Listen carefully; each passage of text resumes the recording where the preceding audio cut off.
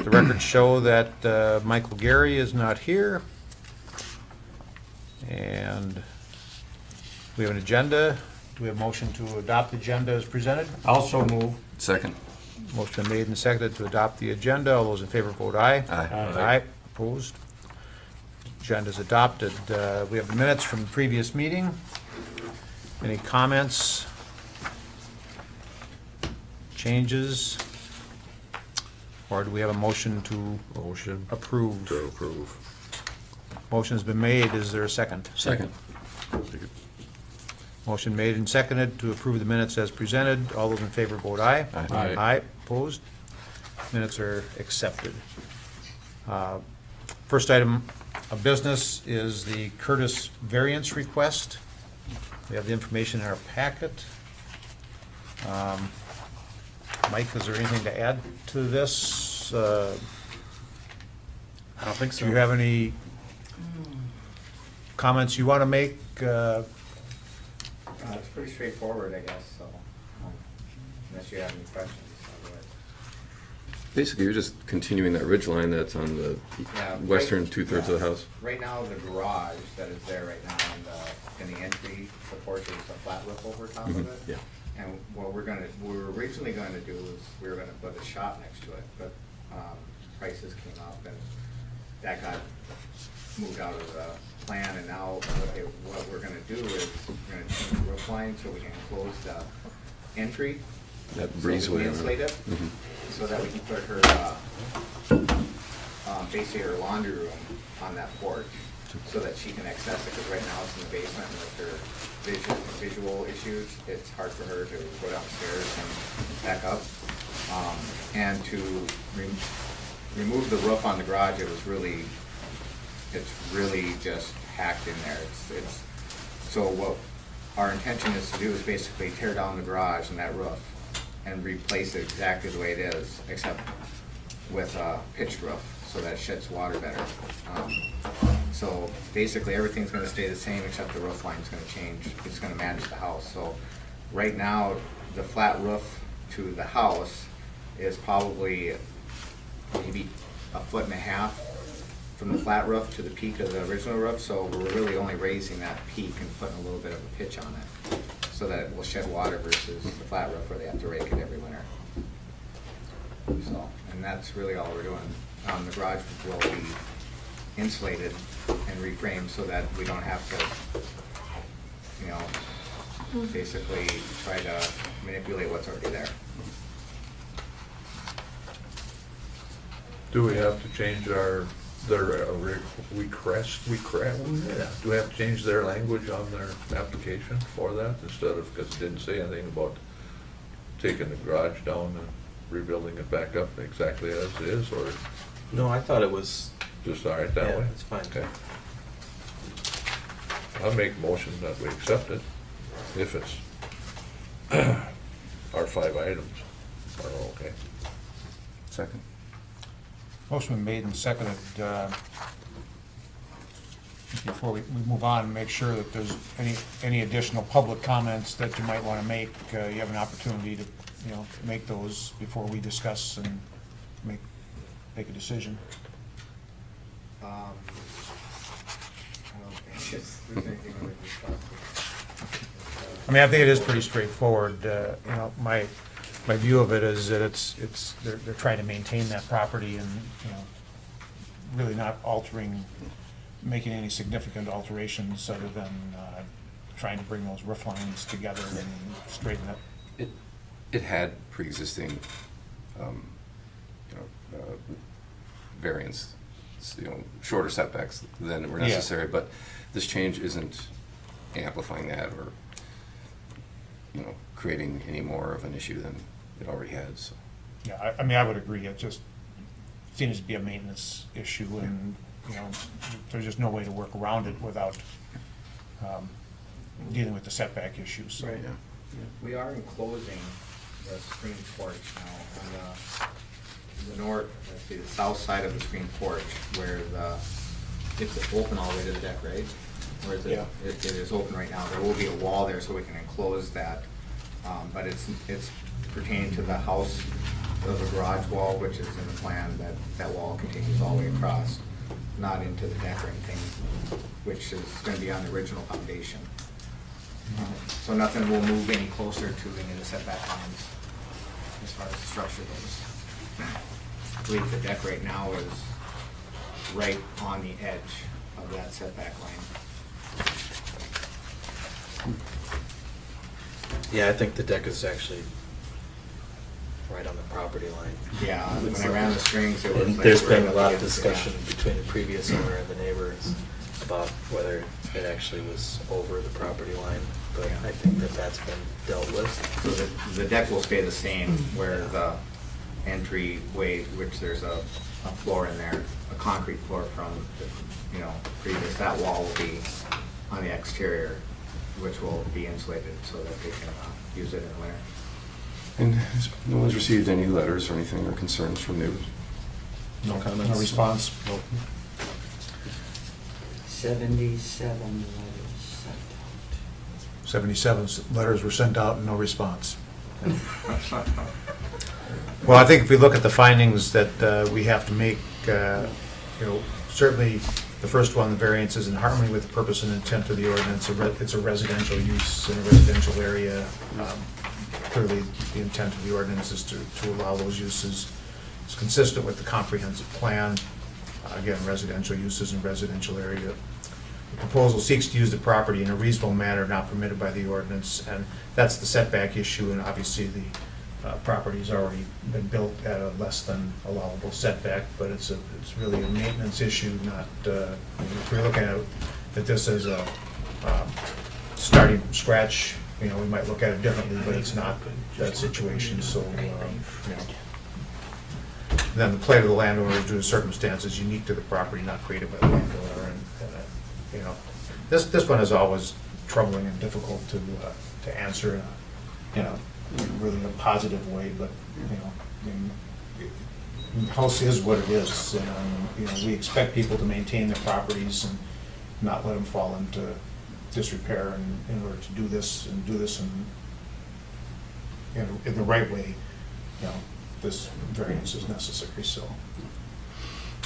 And then the last one, the variance if granted would not alter the essential character of the locality. And I think pretty clearly that's the case. It already exists, and it's a minor change to the existing property, so. If everybody's in agreement, and unless there's any more discussion, we'll call for a vote then. All those in favor of the motion to approve the variance request, vote aye. Aye. Opposed?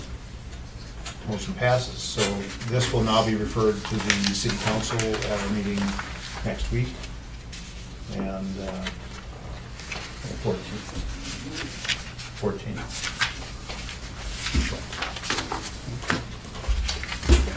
Thank you. Can we leave for, thank you very much. Thank you. Thank you.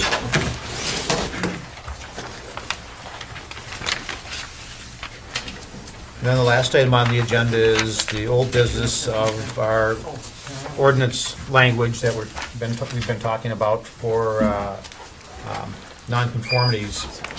We had asked at the last meeting that Mike come back with some recommendations, or at least some language that would help us sort through some of the questions that we had.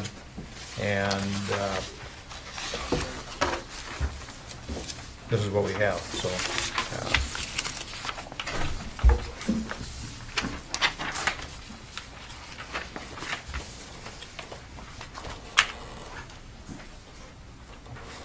Mike, do you want to explain what you've come back with and your reasoning and? So you can skip ahead to the third page. Well, actually, it's on the fourth page. So yeah, there you go. You held your hearing about this a month ago. Most of the language was vetted at that point and found acceptable, and I haven't made any changes to what you saw then, other than subdivision 6. I did have some conversations with the city attorney about this one, And the goal here is to avoid, where possible, extra permitting process based on your discussion last month, to provide for administrative review or approval, and to make it understandable and easy to explain to people. One thing we didn't talk about, but what I found to be the case, is when we stripped away some of the language that was included in the previous version, what we're left with, I think, does all those things, but it also maybe leaves the door open a crack wider than what was in the previous version. So this version here, I just borrowed the items that you would need to make findings on in a conditional use permit process, and just included them as requirements in the ordinance. But what's not included is any need for a property owner to come in and get a permission or approval or a permit or anything when they make a change like this. So there's just language in the ordinance that says this is what's permissible, and then people do it on their own, which would put the onus on us to take an enforcement action if we felt like what people were doing went against this. Now, I think that fits fairly closely with how we use most of our zoning ordinance, and so I'm not particularly troubled by that. And I think it certainly fits the way we have been treating the two known commercial non-conforming structures that exist in the city, to kind of let them operate and make minor changes to what's going on the interior without being involved at every step of the way, and yet dealing with things when we feel like the change is a little more significant or there may be adverse impacts on the neighborhood. So this, in my mind, this does what you wanted to do with this section, and then, like I said, my only concern is that does it just allow for a little more flexibility or freedom than you had anticipated. So that flexibility or freedom, what are you envisioning Well, might go through here that might not have gone through before? well, it's not that it wouldn't have gone through before. It's that with our other language, we would have required some sort of process of review that we're not going to do.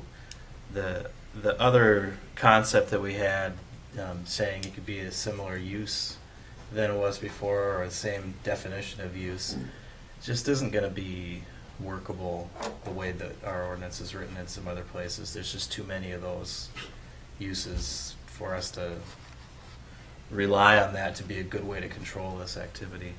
So if we look at it, I've got an existing structure that's non-conforming in the use. It's in a residential zone, and I've got commercial activities going on in it, legally non-conforming. And I decide that I want to put a different type of commercial non-conforming activity in there.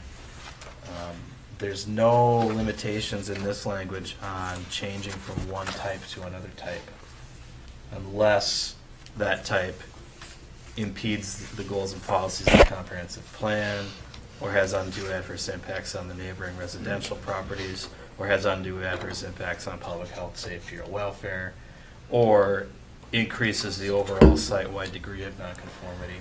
So That's pretty general. it's specific enough, I think, to deal with impacts if a change created them, like additional parking on the street, or noise, or smells, or things like that. It's not at all easy to say that's not the use I was hoping to see there, and yet they're doing it, if we can't describe the impacts the way this list has them written. Now, my alternative, I'll go in two directions for you as an alternative. One is we get rid of this language altogether. We just don't have a substitution section in this ordinance. That would be closer in compliance with all the example ordinances that we looked at when we were developing this. None of them had a substitution section like this. that's also kind of leaving it as we treat these buildings today. It doesn't give us nearly as explainable or as easy to administer an ordinance because there's a lot of unsaid things then. But we haven't really dealt with what's going on inside the North Shore building with our existing language. That would And change those uses have been substituted one for another regularly. without really any oversight Yes. on our part, and I would say probably without any incident that affects the neighborhood. Well, certainly no complaint of impact, yeah. So that, that's not necessarily a change. If you share the idea that this leaves the door open too far, the only solution that I'm comfortable offering is we go back to the conditional use permit process, and it allows you to make those evaluations. First of all, it forces somebody that wants to make a change to go through an evaluation process. And it also provides some findings, which is a level beyond where we usually have our conditional use permits that don't have those conditions established, whereas this one would. But it would require somebody to go through that political process to get an approval. Yeah, I mean, I'm comfortable with a little bit of latitude to allow substitution of uses. I mean, it's something that's happened and been done historically with little incident, so I'm not sure that we need to create an ordinance that draws the line so tight that can't continue to be done. I mean, I just don't see that, it's not like we have so many of these uses that, and don't see changes to them, but I guess I think that by allowing this language for substitution, we leave some administrative flexibility for that, and without going through that rigid testing of how do we. The loose end do I that. see in here, and I'm a proponent here of the substitution possibilities for people, but the loose end I see here is determining what is or isn't what is the term here? A similar substituted use for another similar non-conforming use, as long as it doesn't increase the degree of nonconformity. This is sort of the same problem we had last meeting where we were talking about what intensification means. And I think we still have the possibility of an owner saying, well, no, this isn't any more intense or any higher degree of commercial use, but there may be a public will that doesn't want it. And then, I guess we would be waiting for a complaint, really, is all we would be doing. Isn't that right, the way that it's laid out here? I mean, really, there's no, if there's no. Question from Mike. That's our current strategy, as I Right. try to make clear to all the boards that, and we don't have to do it that way. That's just how we're doing it now. You could just as easily use this ordinance with an active enforcement policy that went and looked for, and it wouldn't be hard to monitor because there's only 2 of these structures with commercial uses in the residential zone that we're looking at. Right. We've had a few people come to the meetings in the past, and another one approached me in the interim, and they just want us to be consistent with regard to our treatment of vacation rentals in the residential zone. And they don't want this ordinance to become an opportunity Yeah. to open that door a crack. Is that what we're doing here? Are we opening the door a crack to, for example, the North Shore building having a really vacation? don't think we are, because I think we've been very clear about vacation rentals in the sense that there's nothing in any of these non-conforming uses that is similar in nature to a vacation rental. I mean, we have office space, we have retail space, we don't have any lodging type uses in those spaces which I think is Right. a distinctly different type of activity. How can we or be, use. But you How- won't know that until how- there's a complaint. how can we be more clear within this structure? Because right now it's saying increase the overall, a non-conforming use may not be substituted for example, a vacation rental use may not be substituted for, say, commercial office use there now. If it does, I see. That's where your first line. Yeah, increase the overall site-wide degree of nonconformity. I An don't know. argument could be made that it doesn't, you know. Of course, but it- you know, you have to, it puts the burden on us to say, these are the adverse impacts that we think adding vacation rental in the residential zone creates. And I Mhm. think that that conversation has occurred already. Mhm. So, I mean, what, does this open the door a crack? There's nothing to prevent somebody right now from starting what we would consider an illegal activity in their building. And what would our response be if they did that? Mhm. We would investigate. We would, if we found that they were conducting an illegal activity, require them but in writing to cease and desist. And if they didn't, then we would take legal action in court. And there's no difference with that process using this language. I think we've been very clear about what the city's position is on vacation rentals in the residential zone. And if somebody decided that they wanted to test that, then, well, that's where we'd go. Is, you know, down the legal path of discussing our findings on it. So we're substituting the possibility of a political process for the possibility of a legal process. And you should know we're not avoiding or substituting either of those, regardless of what path we go down. If you want this to be an administrative review, there's always an opportunity for someone to say, I don't think that the staff read the ordinance correctly. I want that to be reviewed. And then the planning commission would be involved anyway.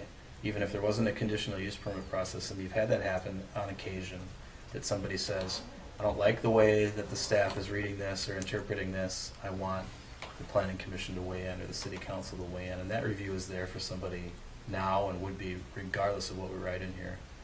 So that political avenue, you can't avoid it. And the legal one, you can't either, because it's really difficult to write an ordinance that interprets specifically any possible situation that we could come up with. Somebody's going to think of something that's not clearly spelled out in one of these ordinances, Sure. and we'll have to decide. At one time in these forms, there was a reference to a pre-existing list elsewhere in the ordinance of uses. Right. And it was a pretty short list. It was like, how many entries? It was 5 maybe, and it Okay. wasn't complete. Mhm. And some of those terms, those broader categories, we don't currently define.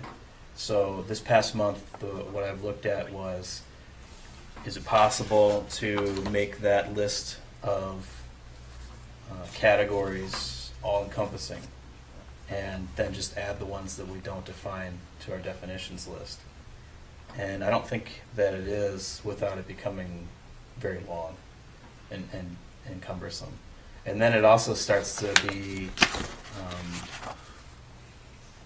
well, it starts to kind of go away from what we're trying to accomplish here by making it understandable.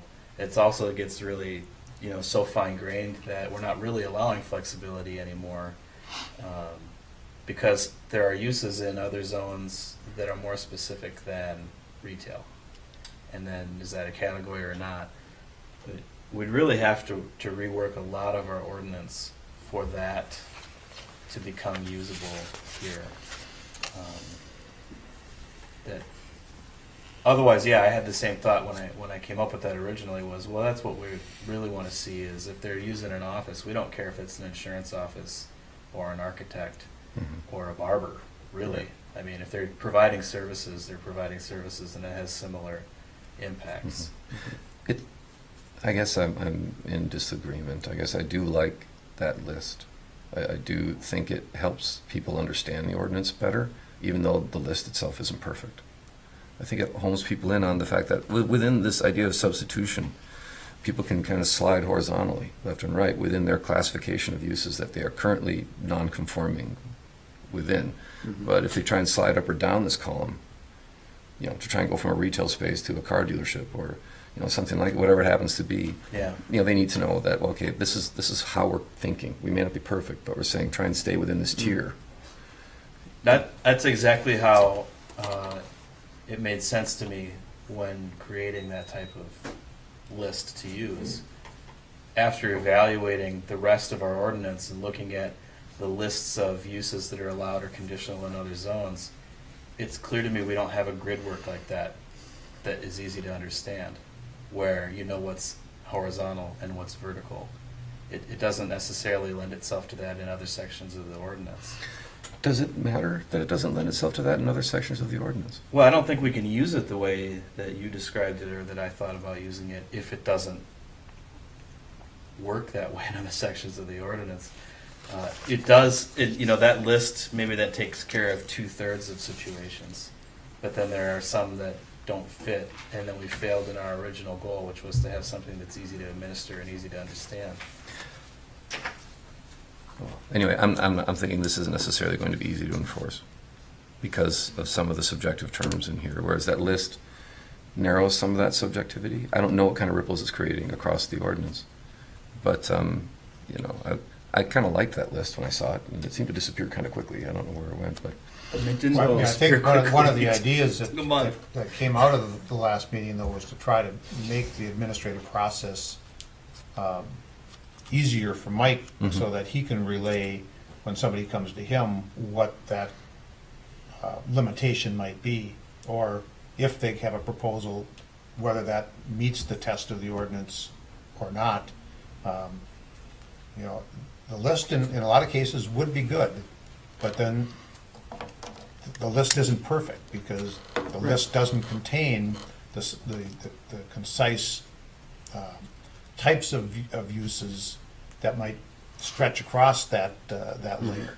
so And I get what you're saying. I think that, if I'm understanding you right, it's just a matter of guidance, of giving people an opportunity to know, like, oh, this is what they're kind of talking about, and knowing that there are going to be times when somebody's going to come up with something that doesn't quite fit that, and then we have a conversation. And then it gets. in which case they go to your interpretation, and if they don't like it, they come to us, similar to what they have right now. Exactly. Subjectivity then that comes into play, because that's when you have to weigh whatever the factors Mike might be using, or whoever's administrating the ordinance might be using, to suggest that, well, this doesn't meet these tests, you know. I mean, it doesn't tell you what the tests are. It doesn't tell you what, you know, what is going to be used when you say, you know, have an undue adverse impact on neighboring residential properties. It doesn't say what that means. Right.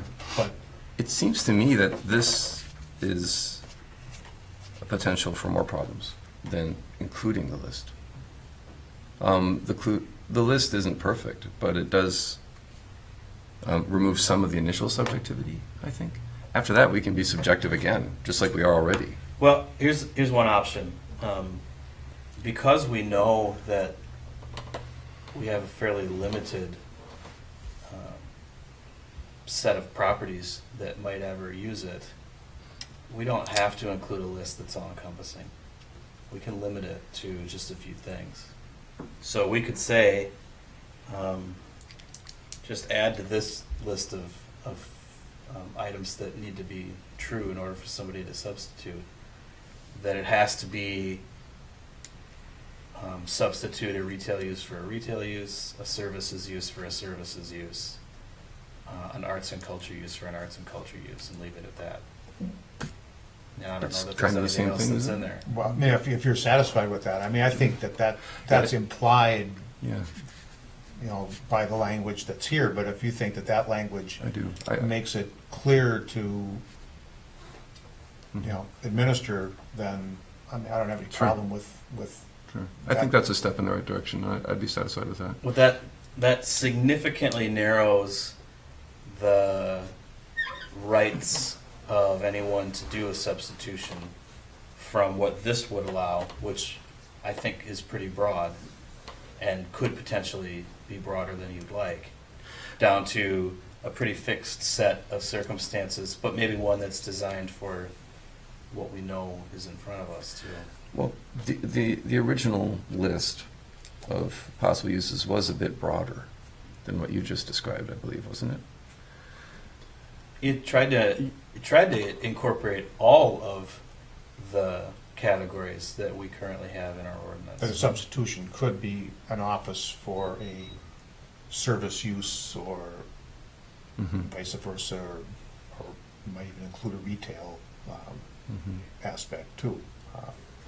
I mean, I know certainly the situation, with the North Shore building over the years, originally it was a retail property and has been used for offices that are currently being, it's currently being used for offices, but it's been, storage, warehousing for contractors. I mean, it's had a number of different types of uses that have all fit within that space and haven't changed much from the exterior appearance. And maybe some of the offices generated more traffic because of the types of offices they were, but if we're talking about office to office, are we talking about the amount of business that they generate, or?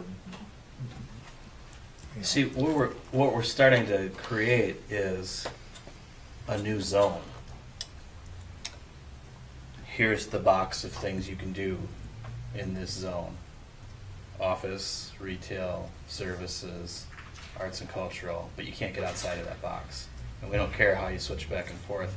That's basically the same as writing a new zone that says, here are the 4 things that are permitted principal uses. We don't want to do that. That's not, that's really, when Chris and I have talked about this ordinance, that's some of the push and pull about it too, is that really non-conforming uses are not intended to be that flexible. And they're not intended to be user-friendly. Like, they're intended to go away over time. So the substitution clause is not really a natural. It fights against the whole concept, Okay. yeah. Well, and I hear you, Todd, suggesting that one of your concerns is that this is an avenue for vacation rental than to creep over the line and be started. That's an Yeah. example, yeah. Are there other types of uses, or is it specifically the vacation rental issue that That's the one that's on the table now. triggers that? Yeah. I mean, I want to make sure we're clear on that. Even though I know the city, we've been clear in our language, we're not clear here. I mean, if it's a Which is specific substitution. issue to vacation rental, could we put language in there specifically excluding vacation rental Lodging. from any of those categories, so that there's no ambiguity at all about vacation rentals? It's not typically what you would do, but, if that's an overriding concern, that somehow any of these nonconformities could all of a sudden be converted to. That's the only thing people have come to me about, that they're concerned about. And So we've done it already. When we went and reworked our lodging language to try and clarify that, we specified in our definitions of accessory uses and of home-based businesses that neither of those include lodging. Right. But So we this could is- just as easily add one sentence here after the list that says lodging is not, or lodging does create adverse impacts and would not be a use that you could substitute. Or we could add it up here in something that says non-conforming uses may be substituted for another similar non-conforming use other than lodging when the proposed substitution does not, and then go on to the list. Well, the pros and cons of, go ahead. Yeah, I was just gonna ask, so for you guys, what about getting rid of substitution altogether? What would be the problem with that? Well, the issue with substitution is that the owner of these properties is always gonna be looking at what can they do with their property. And intrinsically, these properties were not designed to be residences necessarily. Betsy's was a church. Could it be converted to a residence? It could be, but it doesn't lend itself, to Right. be a residence. And the same with the North Shore building. Could it be a residence? It could be a residence, but it's historically, both of these uses Right. have historically been operated as something different, and state statute allows them to continue those uses. I think what our intent was, in our conversation, was that we wanted to make sure that those property owners were able to continue some type of use that worked with the properties as they existed. And if a tenant moves out, when a new tenant moves in, then how do you do that? And something changes. It's not always apples for apples. And how do you measure that gradient, you know, I mean, are we trying to make these properties conforming? I mean, this is not a new concept for us. The purpose of writing this ordinance was, remember, to provide clarity, not only for administering, but also for people so they knew what the rules were.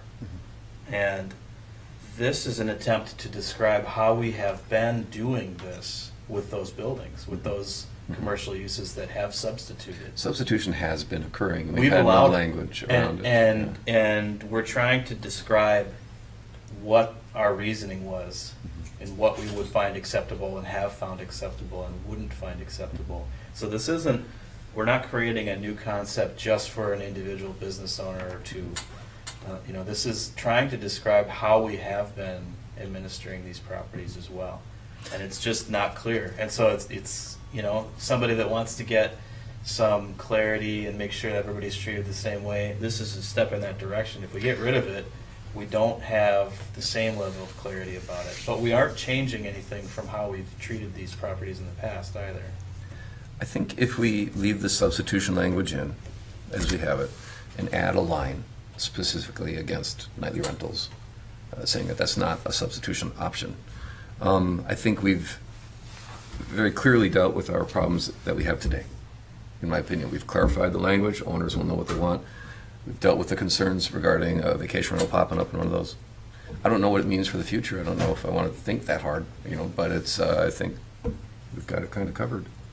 I think it's a good thing for the property owners to have this clarified, that they can substitute. Yeah, and I think instead of kind of that's, doing it surreptitiously. that's what we kept talking about, and, you know, I mean, this whole thing got brought forward because a property was proposed to change ownership, and the new owners were asking questions about what can we do? Mhm. And there was a level of uncertainty as to, well, what would we allow them to do? And I think we're trying to address that and make it clear so that Mike can give, you know, a firm response to somebody that comes in and asks this question. So we can do this, as I described, or we can remove substitution, and that would actually be a firmer stance than probably existed before. Yeah, and I don't know that that's necessary to take Yeah, I don't that think much of a hardline Mhm. position. Does this seem like a pretty accurate take on the situation? Well, it's not a complete list of your options, but it's two of them, yeah. Trying to get her done. Well, With your question on that first line, one for one, substitute one for another of similar non-conforming. The people that own that building, did they not have a residence there? Did they not live there for a few years? there's a monthly rental in there. Well, I thought that people that owned the building They permanently live lived right up now. there. So that's where I'm scared of what Todd is thinking about on this first line, substitute one for the same kind of. What Could are you that concerned happen? about happening? Yeah. I don't think, I think our definitions would treat nightly rentals completely different from their permanent resident usage. A permanent residential usage that they were having, if I understand your question correctly, is a conforming use in there. It's not part of their non-conforming use. Right. Okay. So we would be referring to other areas of the building. And Okay. when Todd says nightly rentals, the terminology we'll use is lodging. Lodging thing, And we yeah. define it. And what we say is, it's the nightly rental concept, but it's 30 days or less stay, or less than 30 days Less stay. than 30 days. So that, it's that vacation length stay idea, which is nightly or weekly or whatever. Yeah, any of the conforming Long-term. uses that are allowed in that zone district would be allowed outright. They're not gonna be subject to this Mhm. language at That's all. right. Because they're already allowed under Mm-hmm. separate section of the ordinance. It's those uses that are not allowed under that residential zone standard that Okay. are, that this addresses. Can I just get back to the point that you were making though about substitution, is that that might actually open it up and create a whole other group of things that can be done, like another part of the ordinance that would be, I'm not sure exactly the language you were using, but when you were talking about what this does do, I was concerned if we try to make a list of the categories that we're okay with, Yeah. that's the same as writing a list of permitted principal Okay. uses. Got it. And now we've created a new zone. Okay. And so as long as we're not doing that, and we're just saying, these are the findings that you'll need to be able to make in order to prove that it's an okay substitution. Oh, and by the way, lodging's absolutely off the table.